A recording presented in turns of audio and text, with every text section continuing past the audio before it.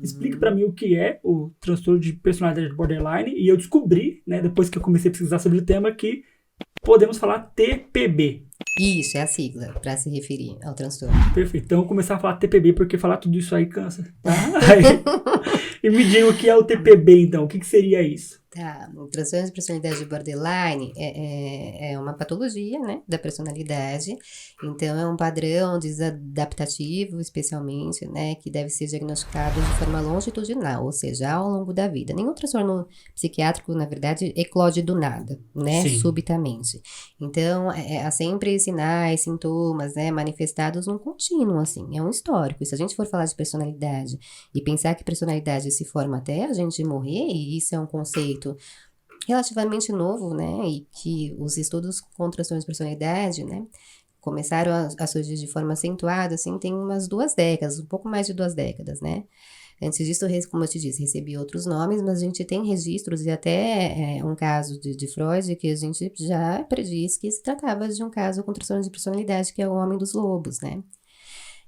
Então, isso é datado de lá atrás, desde a época de Freud, mas de verdade ele foi mais bem separado nas estruturas diagnósticas, né, inclusive psiquiátricas, não tem muito tempo, né, então por isso hoje em dia se faz mais o diagnóstico, mas ainda tem muita confusão.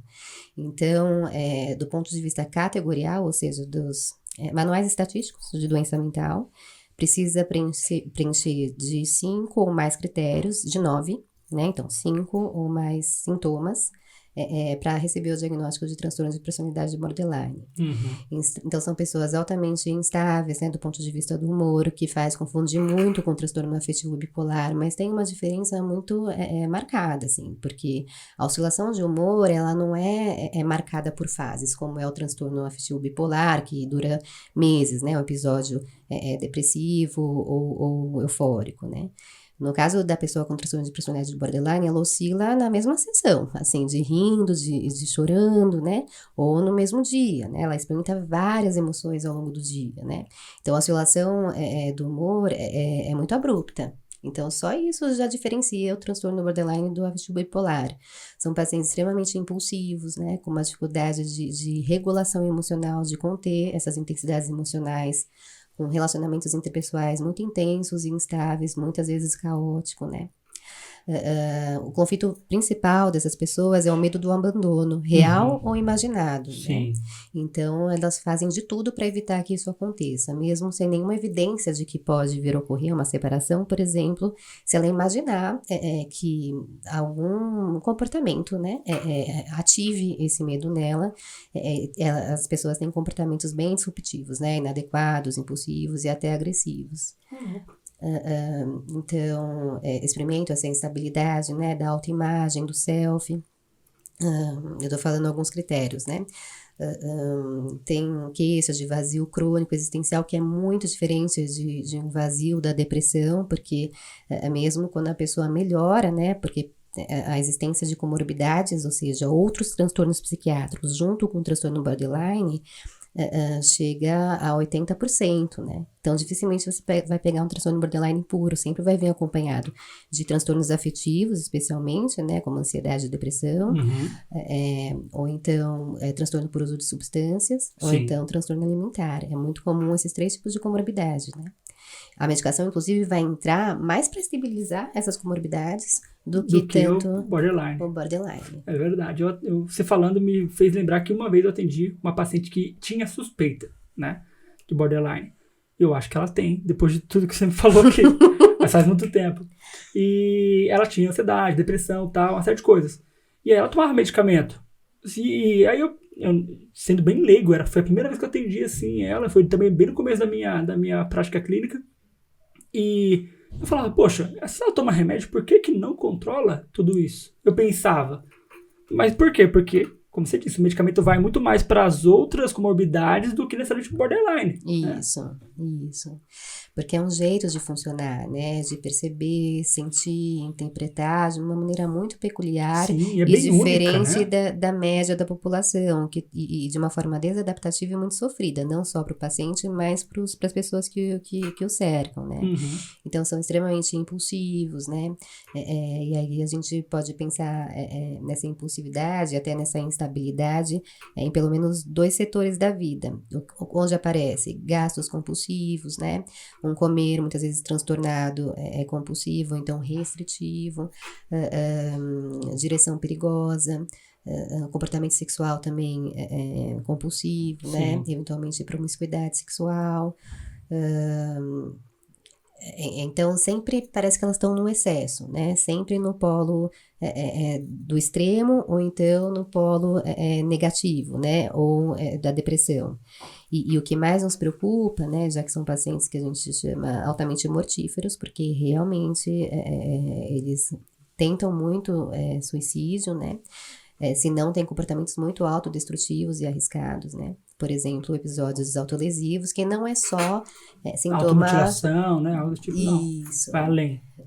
Então, às vezes, a automutilação nem sempre tem a intenção de suicídio, mas é um comportamento autodestrutivo e se existe como sintoma em alguma pessoa, é preocupante, porque às vezes no ímpeto de raiva, né, de descontrole emocional, de muita desorganização psíquica, a pessoa pode errar a mão e pode se cortar de uma maneira que seja fatal, né? Exato. Então, a autolesão não é só automutilação, né? Pode ser socar a parede, levar a parede contra a parede, né? Se machucar, se arranhar. Então, a pessoa se machuca e também pode vir a agredir ao outro, porque definitivamente ela não tem essa regulação emocional, esse autocontrole, né? Especialmente da agressividade. O que a gente preconiza na psicoterapia com esses pacientes é justamente fortalecer a capacidade de pensar, não que eles tenham retardo mental, tá? Definitivamente o que a gente percebe é que são pacientes preservados do ponto de vista cognitivo, intelectual, Sim. tá? Muitas vezes acima da média, eles têm a inteligência acima da média, mas o que acontece é muita deficiência da inteligência emocional. Sim, é verdade. Né? Você falando, eu tô me lembrando dessa paciente, que foi a única que eu tive, eu tô lembrando que realmente ela tinha muita dificuldade em, por exemplo, lidar com o social. Isso. Era muito complicado para ela. Não entendia, por exemplo, que a mãe dela queria dela. Ela era uma jovem adulta, ela tinha 20 e poucos anos. Bem onde aparece mesmo. Exato. E aí ela não conseguia entender o que a mãe dela estava querendo dela. A mãe dela às vezes vinha pra sessão pra dar feedback pra ela, olha, tenta isso, tenta aquilo, se orienta dessa forma. E ela fala, Davi, eu faço tudo isso, tá? Mas ela não entende. E era muito complicado, era um jogo de cintura muito difícil. A gente vai chegar na parte da família. Mas aí, exatamente, ela não conseguia conciliar, ou então entender esse lado social. A inteligência emocional não vinha pra ela, né? Isso a gente chama tecnicamente de cognição social mesmo, né? Tem uma dificuldade de interpretar pistas sociais. Sim. Então, por isso que a técnica tem que ser adaptada para esses casos. Psicoterapias muito tradicionais ortodoxas não funcionam para esses pacientes, né? Ou então provocam muita angústia, por exemplo. A gente já sabe que tem estudos que indicam que esses pacientes têm uma dificuldade de reconhecerem expressões faciais neutras. Então, imagina um psicanalista ortodoxo que fica mais expectante, passivo, né? Esperando que o paciente fale. Vai criar uma angústia, né? Uma série de fantasias, e aí ativa o núcleo paranoico dele. Esses pacientes não são psicóticos, tá? Eles têm episódios transitórios dissociativos, que é o 9º critério da patologia, sob a influência de muito estresse. Eles podem romper com a realidade, mas isso não dura mais do que dias, tá? Sim. E é contido com medicação. Tá? Sim.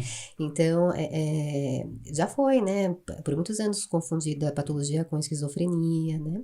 Hoje a gente sabe que a gente tem esses critérios bem definidos. Então, isso dessas dificuldades de entender o que o outro fala, né, de ter esse raciocínio mais abstrato, até às vezes de compreensão de metáforas, é mais dificultado mesmo, do ponto de vista neurocognitivo. A gente sabe que a gente não tem um marcador biológico para a maior parte dos transtornos mentais. Não tem um exame preciso que vai falar você é isso ou é aquilo. Um raio-x e não bater, dá. não vai. E é uma angústia para a família, para os pacientes, né?